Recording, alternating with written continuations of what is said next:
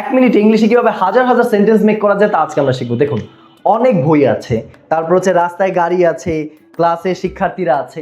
এই ধরনের সেন্টেন্সগুলোকে মানে বাংলা বাক্যগুলোকে ইংলিশে কিভাবে কনভার্ট করবেন আজকে আমরা তা শিখবো। দেখুন, অনেক বই আছে, তাহলে আমরা লিখতে পারি দেয়ার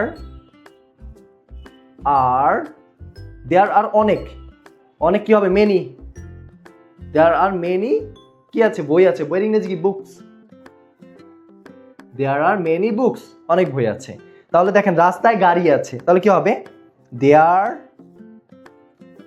আর, রাস্তায় গাড়ি আছে, দেয়ার are curse. There are curse কি হবে? কোথায় আছে? রাস্তায় আছে, তাহলে কি হবে? On the road. On the road. There are cars on the road. এখন যদি বলি বাগানে ফুল আছে, তাহলে কি হবে? দেয়ার আর ফ্লাওয়ার্স ইন দা, এখানে হবে in the garden. There are flowers in the garden. আচ্ছা, এখন আপনাদের কাজ হচ্ছে এই ক্লাসে শিক্ষার্থী আছে, এটাকে ইংলিশে কনভার্ট করে হচ্ছে কমেন্টে জানিয়ে দিন।